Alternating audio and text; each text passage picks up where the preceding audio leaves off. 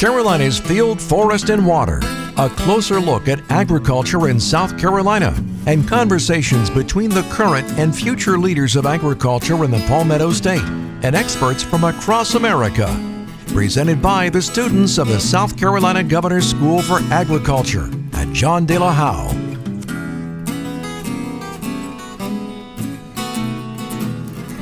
Good afternoon, everybody. This is our newest edition of Carolina Field, Forest, and Water, and today we have Miss Amanda McNULTY. I'm so glad to be with y'all. Thanks for having me. Thank you. Yes, ma'am. So, Miss McNULTY, this is our first time learning about you, and we hear so many great things about you. Could you give us a brief introduction of yourself?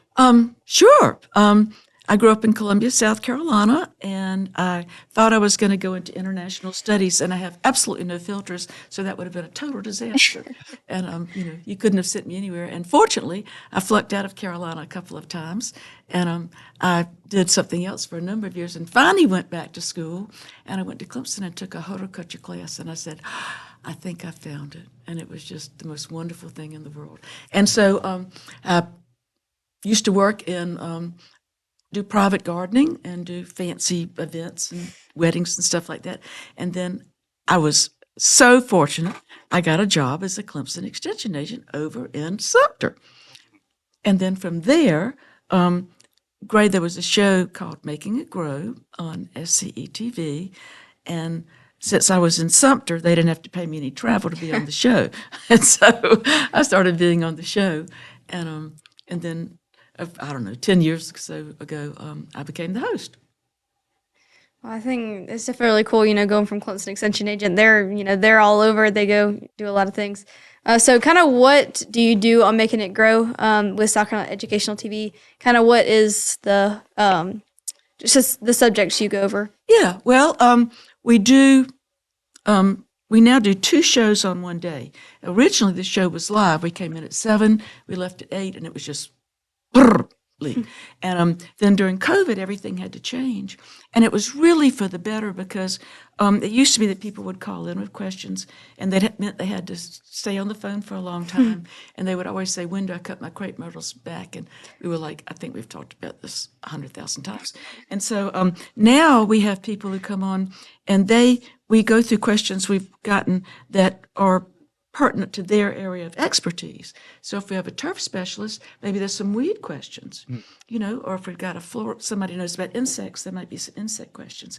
And so I feel like the program is much more, gives a much more complete educational foundation to the things that we're doing now. And then the other thing I do, and this is the hardest thing I do, believe it or not, is I do radio, which is on SC Public Radio, and it's heard by, something like 100,000 people a day because they can't help it. It's on 3 times a day during drive time. And so they didn't turn the TV on or the radio on to hear me. And so I feel like I really am obligated to them to try to do a especially good job. So I try to have a theme for the week. So if they hear all of them, they've learned a little something, but every day, hopefully, we'll learn something. And then the other thing I do, I'm so fortunate because I get things happen to me, like Tony called me and said, I'm at the South Carolina Governor's School for Agriculture, and, we need to tell people about this. And so I get to talk and find out wonderful places to go and share the stories of the places we go with people across the state. That's what I do. So you mentioned earlier that you did international studies and you found out that wasn't for you and you went to horticulture, correct? Yeah. What made you go from do that transition? Well, we had lived in Atlanta. My husband went to art school down there after I got married and had a little teeny tiny vegetable garden. And, when you're in the city and you get to put your hands in the dirt, it all means so much. And so I had kind of an inkling that I wanted to do that. And everybody who leaves the city wants to get a pair of overalls and have chickens and things like that. And so I wanted to do that. And so I was able just to take a horticulture class. I just thought, I'm just going to see what this is like. And it just one reason David Bradshaw taught the class, and he was just the most wonderful professor I've ever had, and is still a dear friend. And I said, I really think this is what I want to do. Yeah. Wow. And I think that is what I wanted to do. Yeah. And I was so fortunate because then eventually, I was able to make a career out of it.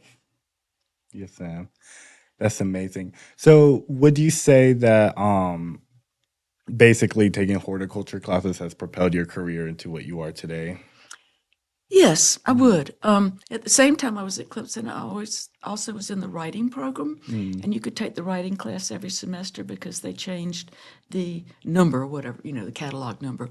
And so I think that taught me how to maybe organize my thoughts and work, even though we wrote short fiction stories, work towards a theme or an ending. And I think that helps in telling the story when we go places, like being here with y'all today, which has just been a true joy.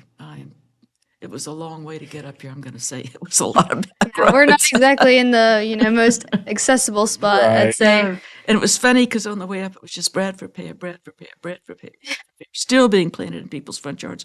And when I got to McCormick County, it was all redbuds. And that was just so joyful. Here is this wonderful, beautiful blooming native tree in McCormick County. So yeah. Anyway, Yeah. Well, so how have you, enjoyed your time on campus? I know we do a lot of different things. You might have mentioned, throughout your time on the show, but how has campus been for that? pretty stunning in the variety of things that you kids have told me you want to do, and some of the stories that Tony's told me also about what y'all want to do. I think you want to go to vet school, which is pretty exciting, and I don't know if you want to be a large or a small animal vet or a combination. Large animal. Okay, and large animal vets don't make much money. I'm just being honest. No, it's true. Because you've got to go out to farms and you've got to have a portable X-ray machine and all that kind of stuff. And it's very different from, having somebody bring in their precious darling kitty cat and puppy dog, and you've got 8 people that you can see in an hour in an office. So that shows real dedication on your part. And I hope that you will be able to get in vet school too, because we know that that's a lot harder to do than medical school these days, I think. Yeah, it is. There's a lot less vet schools, and I think, especially, being here, it's pushed a lot forward of the need that we need for that in South Carolina, especially. Yeah, we're hoping we're going to get a vet school finally. Yes, over at Clemson. So.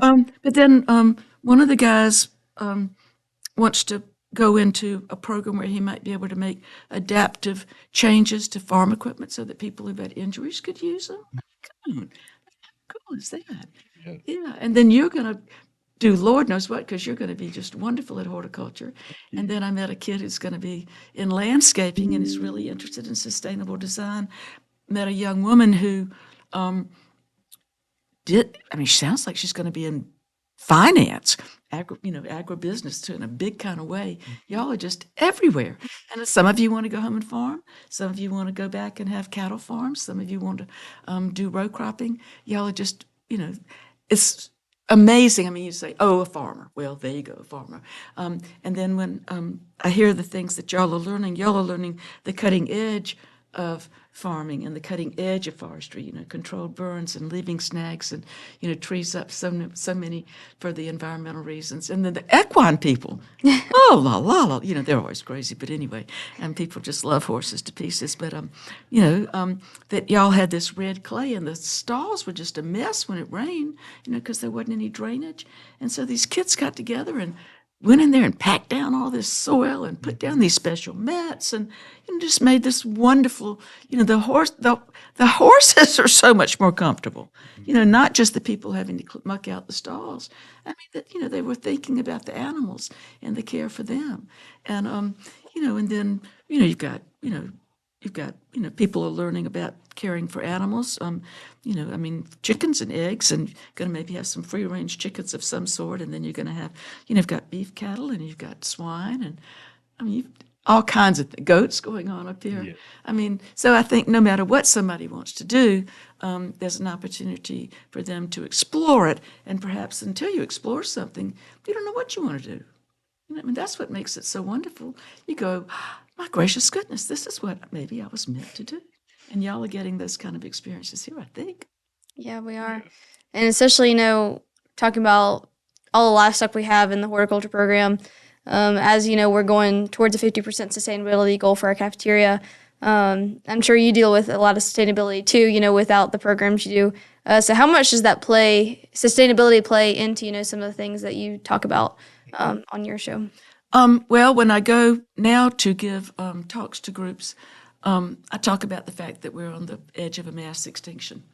Doug Tallamy has brought this to our mind, and the homegrown national park movement is very important to me. And so I go in and I tell people that first of all, we are the Palmetto state. That's our state tree, although it's not a tree, it's a grass. It's a monocot, yeah. But everybody wants to tidy them up and cut the fronds off. And the old fronds that you leave down, that's a prime nesting site for one of our bat species.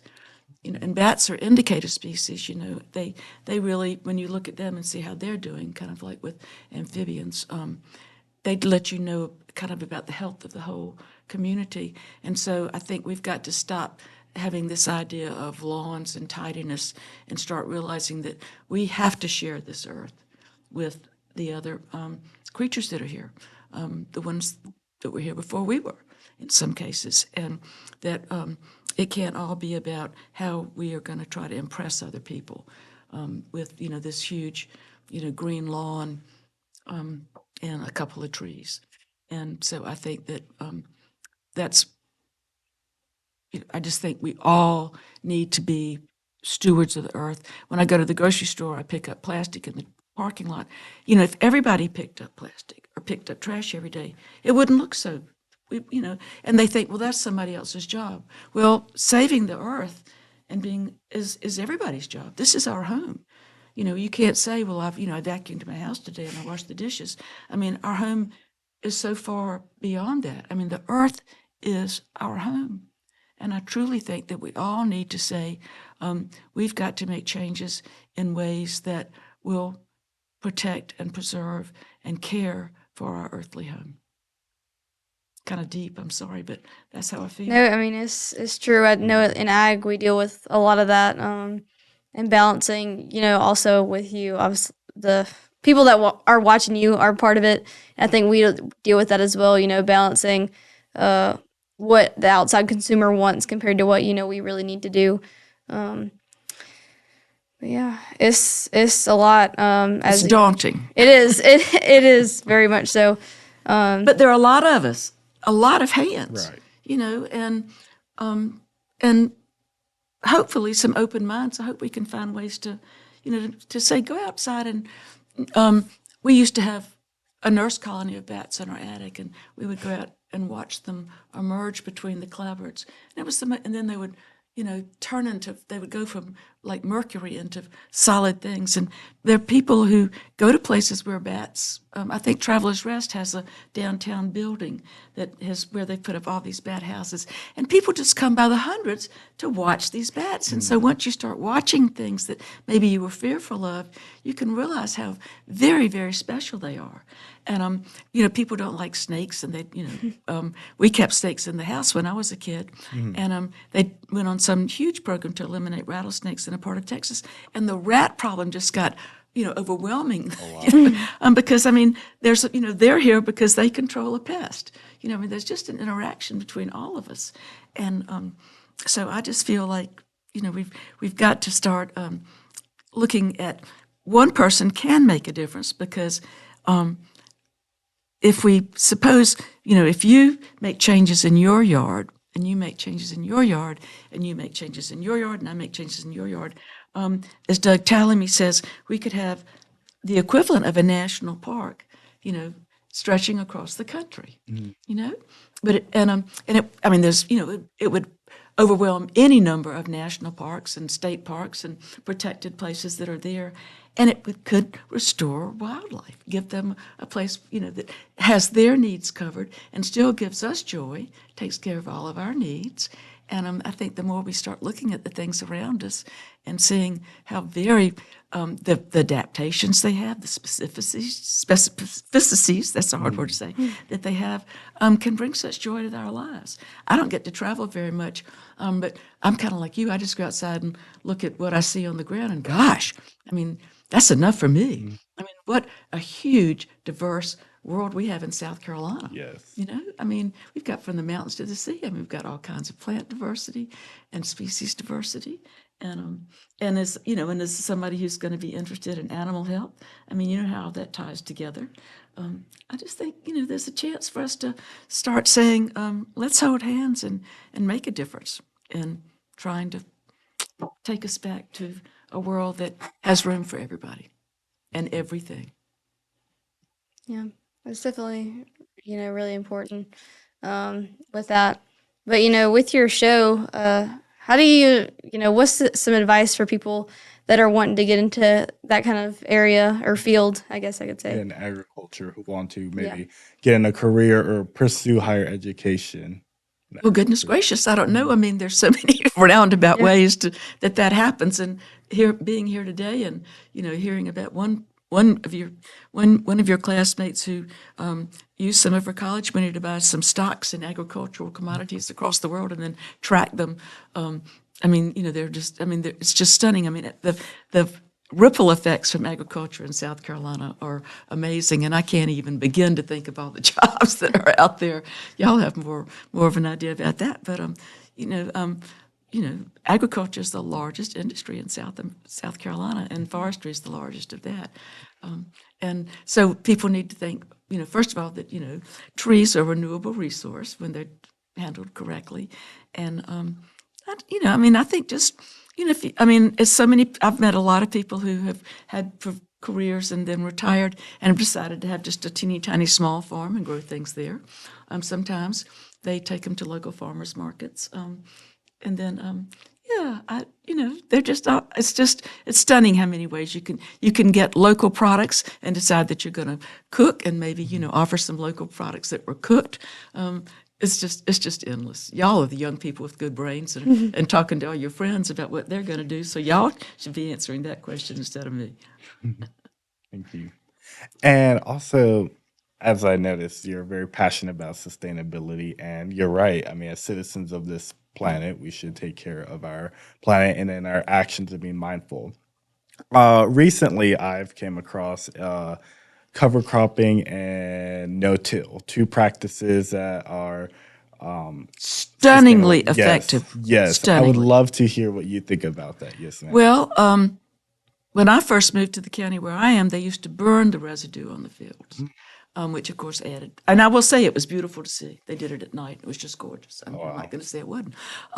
But if you can when you till, as you all know, you expose all the organic matter to oxygen, and all the organic matter is immediately oxidized, and none of it's left to stay in the fields. It's like you took a bellows to it. And so, and for every 1% increase in organic matter in soils, that field can hold, an acre in that field can hold an extra 20,000 acres of irrigation or water for a week, which is just stunning. I mean, imagine that, 20,000 gallons for a 1% increase in organic matter. It holds the fertilizers, it holds the nutrients, and then with the no-till, the microbial activity and the fungal activity that goes on under the soil. I mean, amoeba, the plant roots can give off different concentrations of sugars and things, and the amoebas and the protozoa can actually bring a compound to the plant root and trade it. Which, I mean, that's stunning. And so people who are doing no-till now, they would say, well, we feel like we've got enough fertility in the soil from all the years we've been fertilizing that maybe we can go 3 or 4 years, maybe without having to add a whole lot of extra nitrogen, a whole lot of extras. And some of them are finding that because of this microbial activity, I mean, these creatures can move and go such a long way that we don't know what the limits are. We do not know.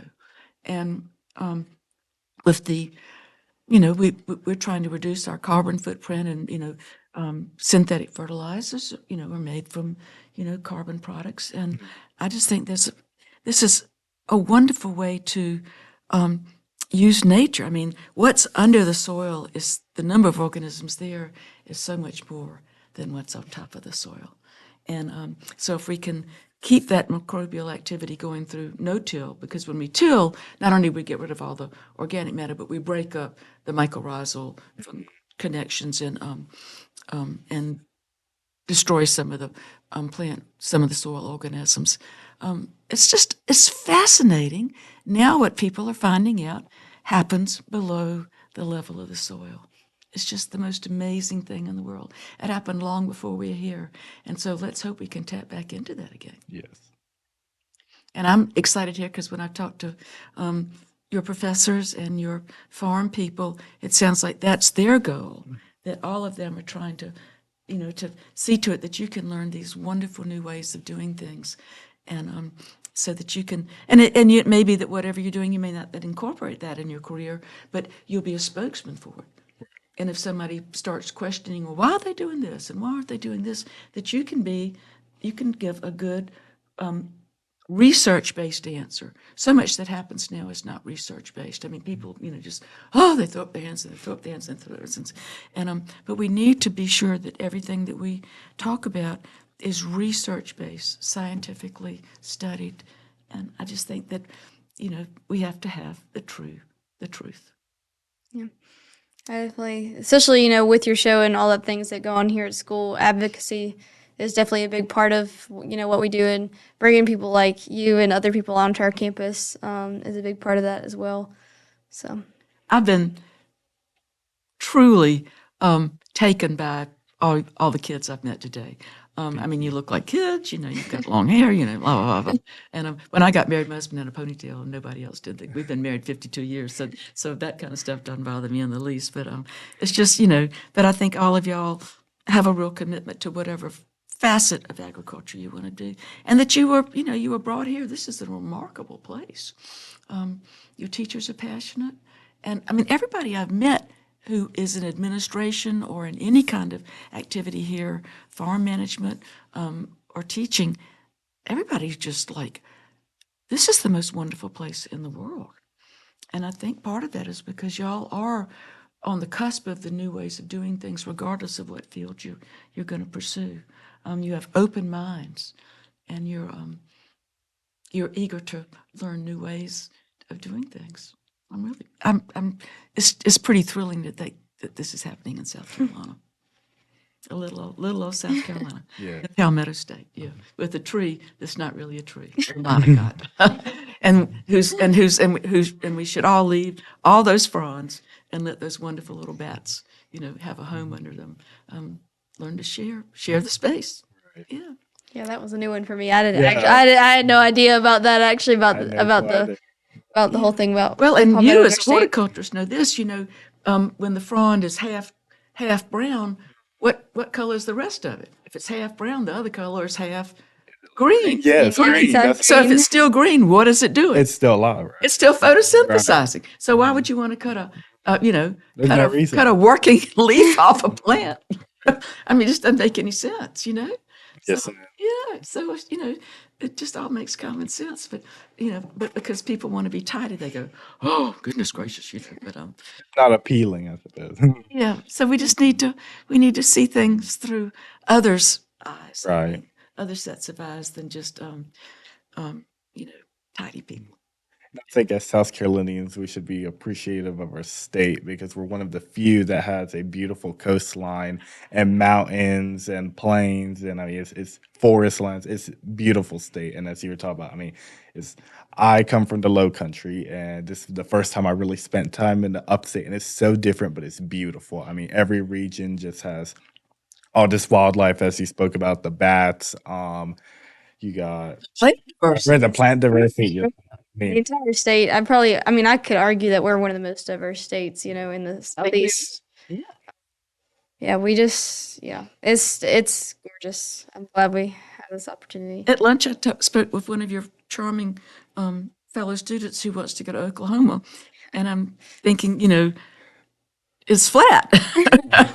And of course it's beautiful, and the people who are there love it, but I just, as I say, I don't get to travel much, but you don't have to travel far in South Carolina to feel world traveled.